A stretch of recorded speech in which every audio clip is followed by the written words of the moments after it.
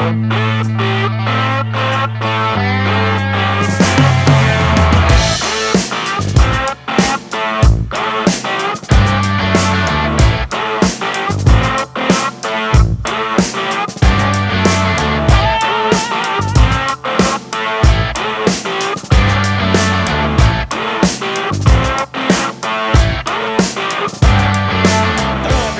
up, YouTube? You are watching TitoFit and my name is Jeridan and we're back-ish. Well, I hope so. Sana tuloy-tuloy na to anyways.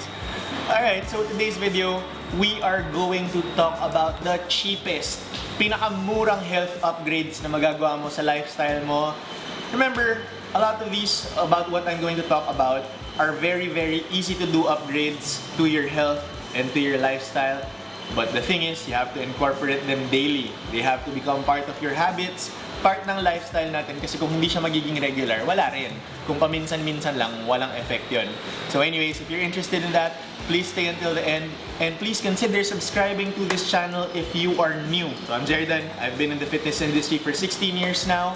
And all my experiences, all the knowledge, I condense it and summarize it for you guys and give tips that works for you, for me, my clients, things like that. So hopefully you like this. And kung magustuhan mo, please give this video a like na rin. Thank you very much. And let's begin. Number one, easy, cheap upgrade to your health is eat less processed food.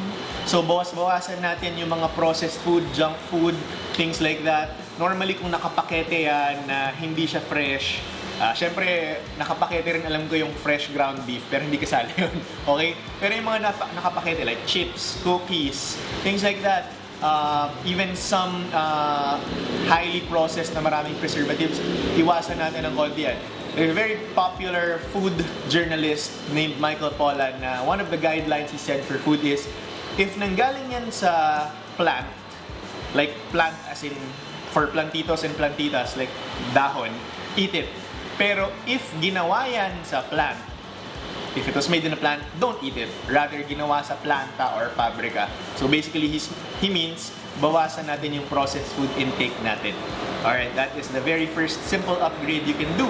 Now, in relation to that, the second simple health upgrade you can do to your lifestyle that is cheap is to eat more fruits and vegetables. Now, more vegetables than fruit because yung fruit, kahit papano, generally speaking, it still contains some sugar, so pwede ka pa rin masobrahan dun.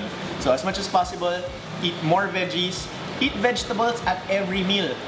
Fiber, a lot of phytonutrients, a lot of antioxidants, a lot of vitamins and minerals that are good for you. At sa panahon ngayon, you need all of that. Fruits, ganun din. Marami ring antioxidants ang fruits. And the more variety ng fruits na kinakain mo, the better for your health. So, iba-ibang kulay. Normally, kada kulay ng prutas, may corresponding types of antioxidants yan. So, yung mga kulay red na prutas, merong special type of antioxidant dyan. Yung mga purple na prutas, like grapes, like blueberries, things like that, meron ding special type of antioxidant yan. That can help fight things off like cancer, like mga ibang sakit sa puso, cardiovascular health, it also helps.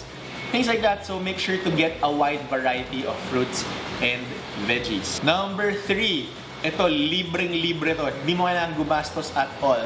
Get out, magpa-araw ka, get some sun, get some of that vitamin D. As you know, vitamin D is very important nowadays kasi if mahawa ka man, magka-COVID ka man, at least pag mataas yung vitamin D levels mo, nahanap nila na hindi daw ganun kalala yung simptomas na mararamdaman mo.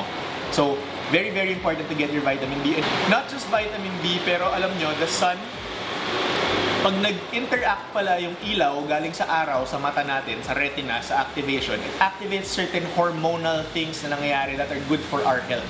So very important, aside from vitamin D, it activates something. So try to have your skin exposed, at least your sleeves open if hindi pwedeng topless. Siyempre, check nyo muna kung nakatingin yung kapitbahay nyo. Okay, baka naman nagpapa-show ka na pala dyan, free show ka na pala dyan. So, chill lang. But you know, if you have your own garden, if you have your own balcony, as long as you're decent, you're wearing something down there, should be good. Number 4, get moving. I'm not even talking about actual formal workouts here. I just mean to get moving. Walk.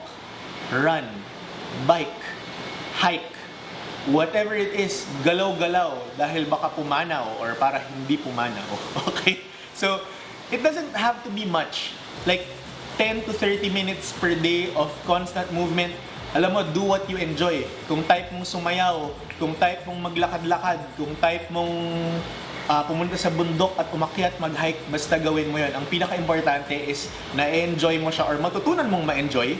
Kasi minsan, ganun, di ba? Hindi naman agad-agad enjoy mo yan eh. Pero minsan, pag nakakasanayan na ng katawan natin, natututunan natin ma-appreciate. Kagaya sa workout. If you are working out, a lot of people, when they start working out, hindi naman nila agad-agad na-appreciate eh. Una, hirap, masakit yung katawan, so on and so forth. Pero after a few weeks, a few months, alam mo yun, they start to feel the benefits sa katawan nila and they start to get into the habit of it.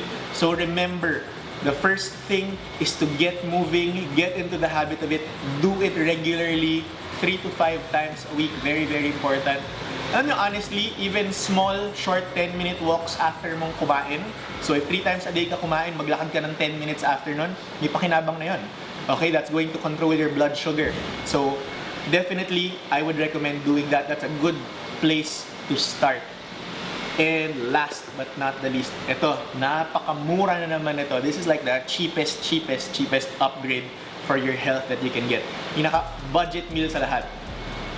Tito Austin, makinig ka, matulog ka. Okay? So, get 7 to 8 hours of sleep every night or at least on most nights. 5-6 nights a week. Make sure wag ka magpuyat. That Netflix show can wait until tomorrow. Yung kausap mo sa phone, yung ka-zoom mo, kaya hanggang bukas, matulog ka, please. Because now they're finding out. Now, those who are chronically deprived, a study recently came out, okay? Those who are chronically deprived of sleep are 88% more likely to get infected by the virus that's going around. So sleep is very, very important. I make it a point to sleep 7.5 hours a night on most nights. If hindi man ako nakaabot, sometimes I try to get a nap in the day, about 1 hour to 1.5 hours max of sleep during the day because sleep is very important. It's very underrated, guys. So honestly, lahat ng mga to, hindi kailangan ng mahal na supplements. Hindi kailangan ng fancy gym membership or dahil sarado pa naman sila, di ba? So wala rin naman point. Di mo kailangan magtayo ng home gym na napakamahal, okay? Lahat ng to are very cheap, very simple, easily doable by everyone. You can do it, your lola can do it, your mom can do it, your dad can do it, your younger siblings can do it, your kids can do it. So definitely, lalo na ngayon, kids are always in front of the computer, they're always in front of the tablet, doing their online schooling. So definitely try to get them moving in the day because this is very important. I mean, honestly, who thinks movement is bad, right? Alright. We had a comment recently on one of our videos on Facebook. So if you're not following us on Facebook, on Instagram, please make sure to follow us on Instagram. It's here. Follow my personal account at Jeridan_. You'll also see a lot of non-fitness related stuff there. If you're into that, that's fine. But anyway, we got a comment saying we did a running video, the health benefits of running video. And there's a guy there who say, magpaalam muna sa cardiologist bago tumakbo. Okay, so kung ganun pala, magpaalam ka na rin sa allergologist bago ka kumain ng kahit ano, okay? Magpaalam ka na rin sa orthopedic bago ka mag-basketball, bago ka pa mapilayan, okay? Doesn't make sense. That's just dumb. Now, syempre, I'm not talking about kung meron kang pre-existing condition or if you're severely overweight, severely unfit, of course, get the advice of your doctor. But for the general public, I'm saying it's better to just get started. Just do it, according to Nike. Just do it. Besides, you're not going to start running a marathon right off the bat. You're probably gonna get tired after running for 10-15 minutes. And the same for walking. Probably gonna get tired after 30 minutes. The important thing is to gradually increase your time, gradually increase your intensity.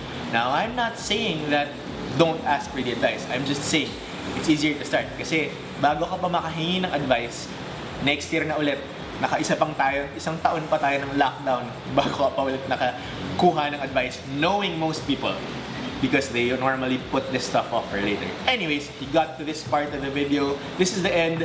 Give this video a like, please, if you appreciated it. Follow our social media And since nandito tayo sa dulo, umabot ka na rin naman dito, panoorin mo na rin to. Or ito. Diba? One of these, balik mo makatulong sa'yo. See you in the next one.